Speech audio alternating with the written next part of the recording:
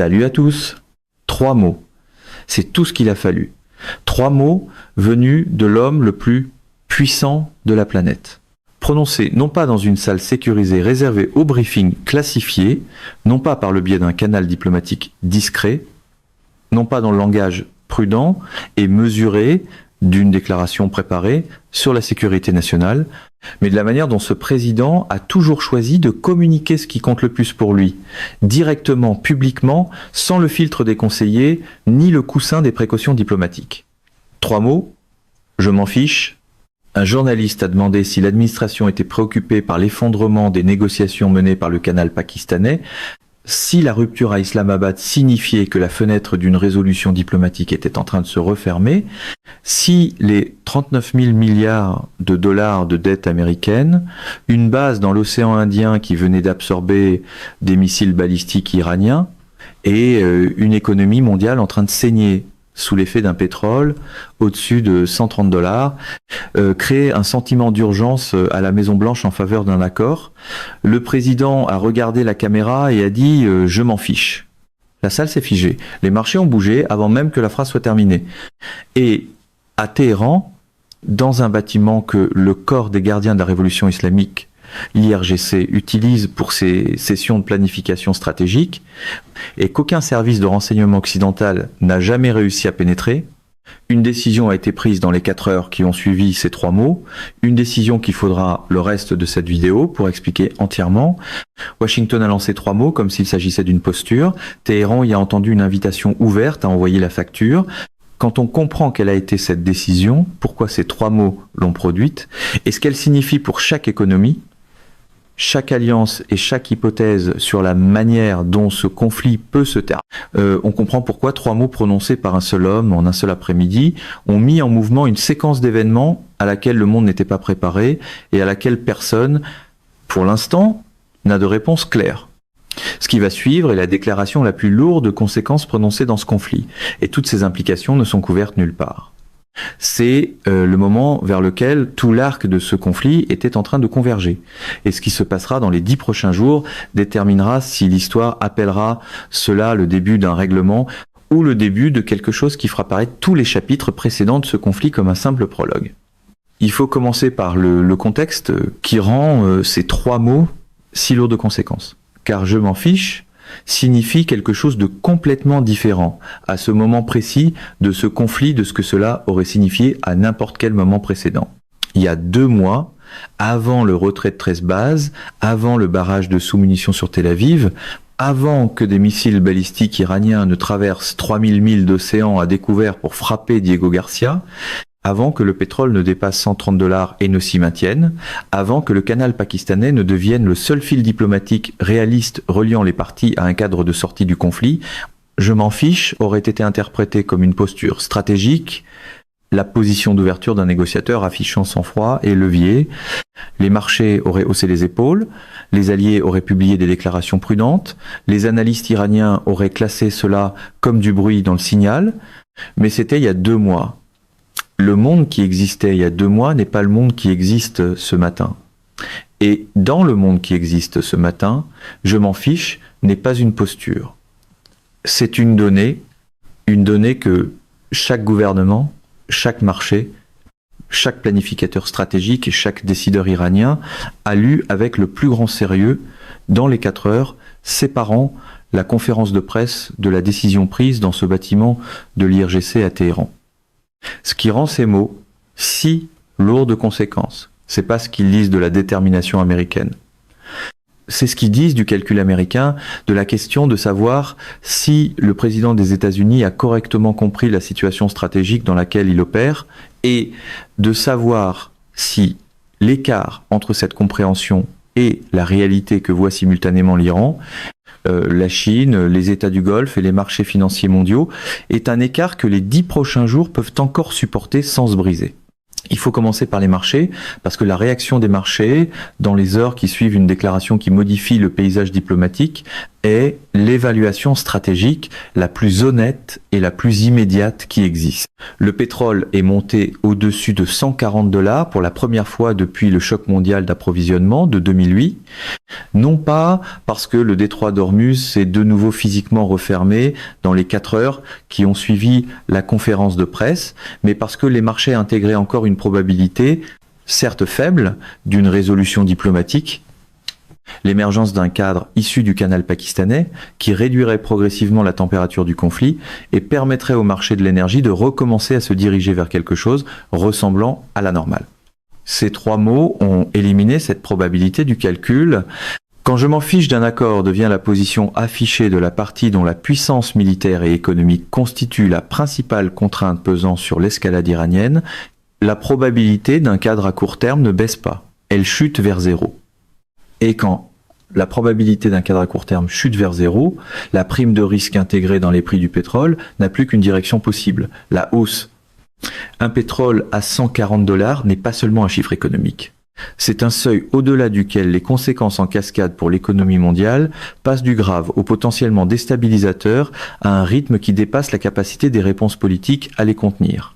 À 140 $, l'économie du transport aérien se dérègle d'une façon qui cloue des vols au sol et bloque des voyageurs dans tous les grands hubs de la planète. À 140 $, l'économie du transport routier et maritime se dérègle d'une façon qui perturbe les chaînes d'approvisionnement et vide les rayons des magasins. À 140 $, l'inflation qui se répercute sur les budgets des ménages et sur chaque économie importatrice de pétrole n'est plus une taxe de fond sur la consommation. Et c'est une crise aiguë qui produit de l'instabilité politique plus vite que n'importe quelle banque centrale ne peut la contenir. 3 mots, un pétrole à 140 $, 4 heures. Voilà à quelle vitesse l'écart entre la posture rhétorique d'un président et la réalité économique se referme quand le système chauffe à ce point.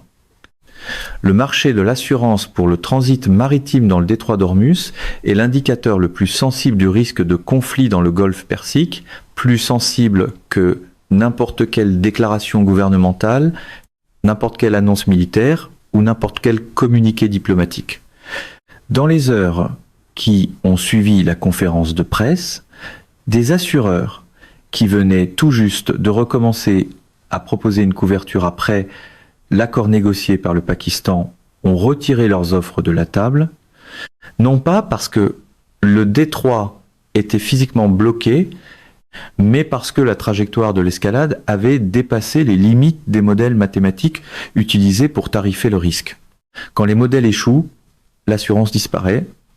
Quand l'assurance disparaît, le coût du transport du pétrole devient si prohibitif qu'il crée à lui seul un blocus fonctionnel par des moyens économiques.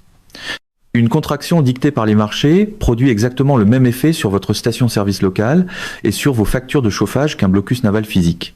Elle se manifeste simplement par la plomberie financière plutôt que par des navires de guerre. Et elle est nettement plus difficile à inverser. Si vous détenez un fonds de retraite, une pension ou n'importe quel portefeuille d'investissement diversifié, la valeur de ces actifs a été affectée par 3 mots prononcés lors d'une conférence de presse bien avant que vous ne vous réveilliez pour l'apprendre. Voici ce que l'Iran a entendu dans ces 3 mots. Et c'est la partie de l'histoire que la plupart des couvertures médiatiques traditionnelles analysent complètement de travers parce qu'elles lisent la réponse iranienne à travers une grille stratégique américaine qui ne correspond pas à la manière dont les décideurs iraniens traitent réellement l'information. L'analyse occidentale classique dit que je m'en fiche d'un accord est une position de force, que cela communique de la fermeté, que cela dit à l'Iran que l'Amérique n'est pas désespérée, que la campagne de pression est soutenable, que l'Iran finira par être forcé de venir à la table selon des conditions américaines, parce que l'alternative serait une dégradation militaire et économique continue que Téhéran ne pourrait pas supporter indéfiniment. Cette analyse serait correcte dans un environnement de négociation classique, entre des États classiques opérant dans un cadre commun de calcul rationnel coûts-avantages. L'Iran n'est pas cet acteur. La doctrine stratégique iranienne, construite sur 45 années d'expérience révolutionnaire, a été explicitement bâtie autour de l'acceptation du coût comme démonstration de l'engagement. La volonté d'absorber des dégâts et de maintenir une posture de résistance dans des conditions qu'un État conventionnel définirait comme exigeant une capitulation n'est pas un mode d'échec de la stratégie iranienne. C'en est un trait central. C'est le fondement de la posture de dissuasion qui donne à l'Iran sa crédibilité régionale et sa légitimité politique intérieure au fil de 4 décennies et demie de sanctions, de pression militaire et d'isolement international. Un président américain qui dit « Je m'en fiche d'un accord » ne communique pas une force à Téhéran. Il communique que la contrainte que la voie diplomatique faisait peser sur l'escalade iranienne a été levée, et c'est exactement le signal qui a produit une décision dans un bâtiment de planification de l'IRGC dans les 4 heures qui ont suivi la conférence de presse. Pour une Maison-Blanche qui traite chaque micro comme une scène de meeting, l'ambiguïté stratégique consiste désormais à dire tout haut la partie compromettante, en espérant que le monde notera l'enthousiasme. La lecture occidentale suppose que l'Iran veut un accord et qu'il y est poussé par la pression. La lecture iranienne, façonnée par 45 années d'expérience révolutionnaire, est que l'impatience de l'adversaire, sa déclaration publique selon laquelle la diplomatie n'a pas de valeur, constitue en elle-même une vulnérabilité. Cela dit à l'Iran d'où vient réellement la pression. Et cela dit à l'Iran qu'attendre, absorber et escalader de manière précisément ciblée, a plus de chances de produire des résultats acceptables que n'importe quelle voie diplomatique que l'adversaire vient de rejeter publiquement. Les signaux ont commencé à s'assembler en temps réel et ils racontent une histoire plus alarmante que ce que toute déclaration officielle de n'importe quel gouvernement impliqué dans ce conflit est actuellement prête à reconnaître publiquement. Le premier signal est venu d'Ormuz. Les données de transit que l'industrie maritime utilise pour suivre le mouvement des pétroliers dans le détroit ont montré un changement de configuration dans les heures qui ont suivi la conférence de presse, un changement catégoriquement distinct de la campagne de pression maîtrisée qui caractérisait le comportement iranien pendant la période où le canal pakistanais était nominalement actif. Il ne s'agissait pas d'une restriction calibrée, il s'agissait d'un resserrement délibéré appliqué plus vite et plus complètement que tout ce qui s'était produit depuis le début de ce conflit. Pas une fermeture totale, mais un mouvement vers celle-ci, à un rythme laissant penser que la décision de retirer la contrainte implicite d'une diplomatie toujours en cours avait été prise au plus haut niveau du système de décision iranien et transmise aux forces maritimes chargées de l'appliquer dans les heures suivant la conférence de presse. Le deuxième signal est venu d'Irak. Le rythme des attaques de milices contre les positions américaines restantes dans le pays, des installations en cours de transfert dans le cadre du retrait de 13 bases, s'est fortement accéléré dans les heures ayant suivi la conférence de presse. Ce n'étaient plus les attaques calibrées, restant sous le seuil d'une réponse militaire américaine de grande ampleur, qui avait caractérisé le comportement des supplétifs iraniens tout au long du conflit, mais des attaques plus difficiles à décrire comme calibrées, des attaques testant la frontière entre le gérable et l'escalatoire, d'une manière suggérant que l'instruction venue de Téhéran au réseau de supplétifs avait changé dans les heures ayant suivi ces 3 mots. Le troisième signal est venu des propres marchés financiers de l'Iran, le rial iranien, qui montrait quelques signes marginaux de stabilisation pendant la période où la voie diplomatique restait nominalement active, a effacé ses gains en quelques heures après la conférence de presse.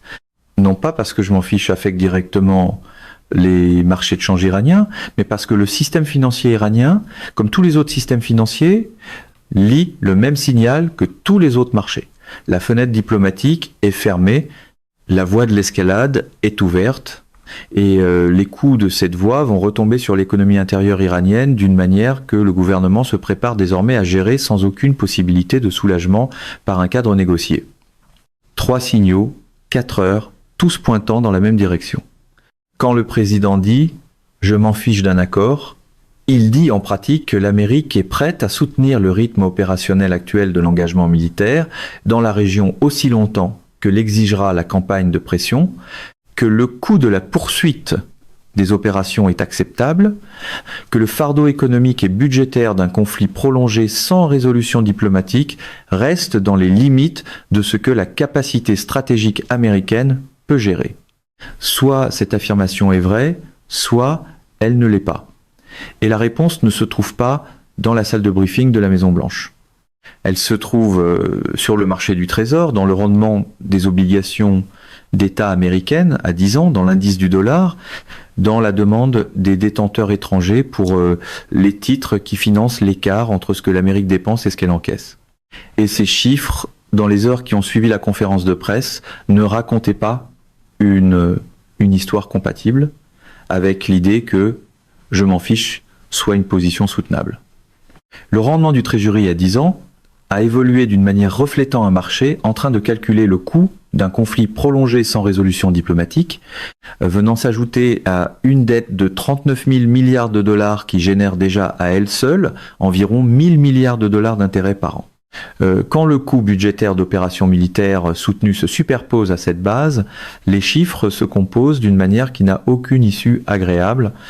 Davantage d'emprunts nécessaires, des rendements plus élevés requis pour attirer des acheteurs en volume croissant, des rendements plus élevés alimentant des paiements d'intérêt plus élevés, des paiements d'intérêt plus élevés exigeant davantage d'emprunts.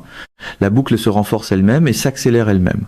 Avec un pétrole à 140 $, la pression inflationniste qui limite la capacité de la Réserve fédérale à baisser les taux pour alléger le poids budgétaire augmente en même temps, ce qui signifie que la Fed ne peut pas venir au secours d'un marché du Trésor sous pression à cause des coûts du conflit comme elle l'a fait dans tous les marchés stressés. Depuis 2008, les outils de politique monétaire et de politique budgétaire dont la gestion de crise américaine dépend depuis 2 décennies sont tous deux simultanément contraints. L'inflation d'un côté, la dette de l'autre, et je m'en fiche d'un accord, dans cet environnement précis, n'est pas une déclaration de force. C'est une déclaration sur une situation stratégique dont la pleine dimension budgétaire n'a peut-être pas été totalement intégrée dans une vision cohérente par la personne qui l'a prononcée devant la caméra. La réaction des alliés à je m'en fiche est la dimension de cette histoire qui déterminera si la position stratégique américaine dans la région survit aux 90 prochains jours sous une forme pouvant être reconstruite en quelque chose de fonctionnel. Les États du Golfe observent ce conflit avec l'attention calculatrice de gouvernements qui comprennent qu'ils vivent un moment qui définira la prochaine génération de leur dispositif de sécurité. Ils ont vu le retrait de 13 bases. Ils ont vu la frappe sur Diego Garcia. Ils ont vu le canal pakistanais produire une brève réouverture d'Ormuz. Puis ils ont vu cette ouverture se refermer. Ils ont vu le pétrole dépasser 140 $. Et maintenant, ils ont vu le président américain dire « je m'en fiche d'un accord » au moment précis où un accord était la seule chose se tenant encore entre le niveau actuel d'instabilité régionale et quelque chose de nettement pire.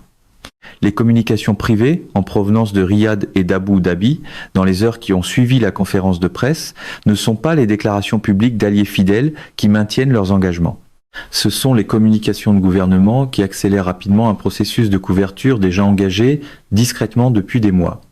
Les appels à Pékin, auparavant exploratoires, deviennent plus substantiels. Les discussions sur des cadres de sécurité alternatifs, auparavant théoriques, deviennent plus pratiques. Les décisions sur les niveaux de production pétrolière, auparavant calibrés pour équilibrer les préférences économiques américaines et les intérêts nationaux, sont en train d'être recalibrées d'une manière reflétant l'idée que la préférence américaine n'est plus l'encre qu'elle était il y a 12 mois. C'est la conséquence de second ordre de « je m'en fiche » que personne à la Maison-Blanche ne semble avoir pleinement simulé avant que ces mots soient prononcés. On peut dire « je m'en fiche d'un accord à l'Iran », mais on ne peut pas le dire dans le vide. On le dit à tous les gouvernements qui observent, et chaque gouvernement qui observe a son propre calcul sur ce que cette déclaration signifie pour sa propre position. Les États du Golfe ont entendu « je m'en fiche » et ont révisé leur évaluation du coût d'un alignement continu sur les positions américaines dans un conflit qui ne montre aucun signe de résolution et qui inflige des dommages économiques à leurs propres économies par une volatilité du marché pétrolier qui frappe dans plusieurs directions à la fois. Ils ont besoin de prix du pétrole élevés pour leurs recettes. Ils ont aussi besoin d'un environnement régional stable pour leur programme de diversification économique. Leur soutenabilité budgétaire à long terme dépend des deux.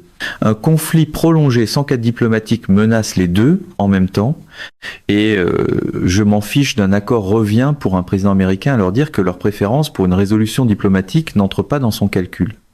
C'est pas un message qui renforce une alliance. C'est un message qui accélère la couverture qui était déjà en cours.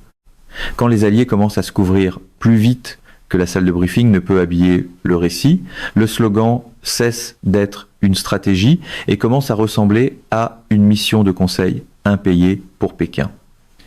Le Japon et la Corée du Sud ont entendu autre chose, et quelque chose d'aussi alarmant du point de vue stratégique américain. Ce sont les deux plus grands alliés des États-Unis en Asie, liés par traité, tous deux fortement dépendants du pétrole du Golfe, Persique transitant par les voies maritimes de l'océan Indien que Diego Garcia contribue à sécuriser, tous deux observant la situation autour de Taïwan, avec une attention qui donne à chaque évolution au Moyen-Orient une portée stratégique dépassant sa géographie immédiate. Quand le président américain dit « je m'en fiche d'un accord » dans le contexte d'un conflit qui a déjà frappé Diego Garcia et qui montre des signes d'aggravation, le Japon et la Corée du Sud réévaluent la fiabilité et le jugement stratégique de leur principal garant de sécurité. Ils n'abandonnent pas l'alliance, ils font pas de déclarations publiques spectaculaires, mais ils posent discrètement les questions que les gouvernements posent quand ils ne sont pas certains que la personne qui décide en leur nom prend ses décisions avec une compréhension complète des conséquences. Ces questions alimentent des décisions sur l'investissement de défense, des arrangements de sécurité alternatifs et le rythme des programmes d'autonomie stratégique.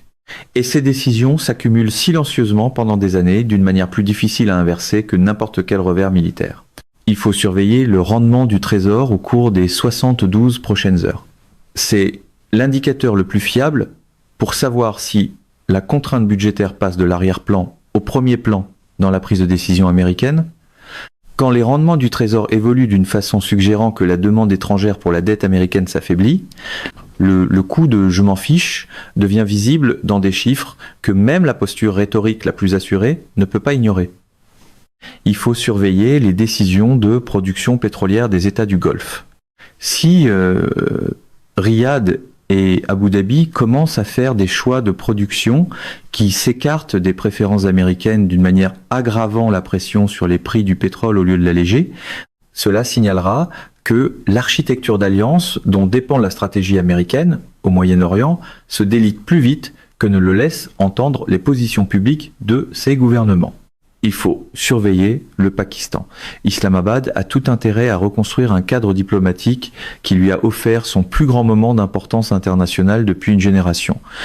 Si des responsables pakistanais recommencent à multiplier les contacts à Téhéran et à Washington, d'une manière suggérant que le canal discret se reconstruit silencieusement malgré la déclaration publique américaine, cela signalera que toutes les parties comprennent que la trajectoire par défaut est pire pour tout le monde que le coût de reconstruire une voie diplomatique qu'une déclaration publique a abîmée sans la détruire définitivement. Et il faut surveiller Téhéran.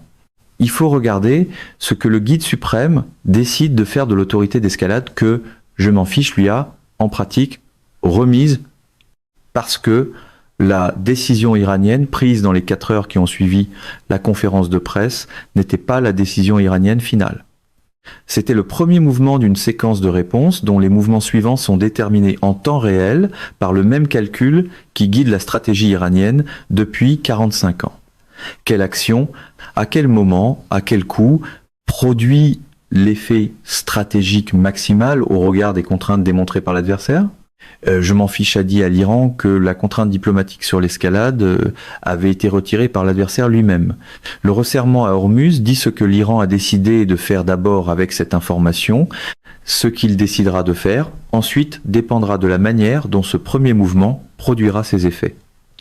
Si ce resserrement produit la pression économique et politique qu'attend l'Iran, le deuxième mouvement se jouera sur un autre terrain, un terrain montrant une capacité que la planification américaine n'avait pas pleinement intégrée, un terrain conçu pour faire de je m'en fiche d'un accord les 3 mots les plus coûteux qu'un président ait prononcés depuis le début de l'ère moderne de l'engagement américain au Moyen-Orient. Après tout, quand la politique s'improvise comme une émission de télévision câblée, quelqu'un finit toujours par confondre les projecteurs du studio avec la profondeur stratégique. La dette de 39 000 milliards de dollars est plus grande que 3 mots. La doctrine stratégique iranienne, construite sur 45 années d'expérience révolutionnaire, est plus grande que 3 mots. Les calculs changeants des États du Golfe, des alliés asiatiques et des marchés financiers mondiaux qui évaluent le risque de tout ce qui arrive ensuite sont plus grands que 3 mots. Et la dynamique accumulée d'un conflit qui depuis 30 ans converge vers exactement ce type d'affrontement, un affrontement qu'aucune déclaration spectaculaire, aussi assurée soit-elle, ne peut résoudre par la seule rhétorique, est plus grande que tout ce qui peut être communiqué à une caméra. Le monde a entendu « je m'en fiche », l'Iran l'a entendu autrement que cela n'était voulu, les marchés l'ont entendu et ont réajusté leurs prix en conséquence. Les alliés l'ont entendu et ont commencé à accélérer des calculs qui évoluaient déjà dans des directions que la stratégie américaine dépend de pouvoir stopper. Et le poids de la dette de 39 000 milliards de dollars installé sous chaque contrainte, rendant chaque option militaire plus coûteuse, chaque échec diplomatique plus dommageable et chaque cycle d'escalade plus difficile à quitter, l'a entendu comme le signal que la prochaine phase de son propre règlement de compte arrive plus vite que le système politique qu'il a produite n'est prêt à la gérer. 3 mots. Les 3 mots les plus lourds de conséquences prononcés dans un contexte géopolitique depuis longtemps, prononcés sans intégration complète de ce qu'il produirait à Téhéran, sur les marchés, à Riyad, à Tokyo, à Séoul, dans le canal pakistanais, dans les données de transit du détroit d'Ormuz. La différence entre ce moment et toutes les erreurs de calcul américaines précédentes dans cette région, c'est la dette, la contrainte budgétaire qui rend chaque option militaire plus coûteuse, chaque échec diplomatique plus dommageable et chaque cycle d'escalade plus difficile à quitter que tout ce qui a précédé. Le prochain mouvement appartient à l'Iran.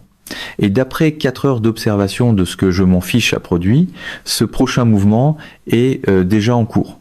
Je m'en fiche n'est pas le dernier mot de ce conflit.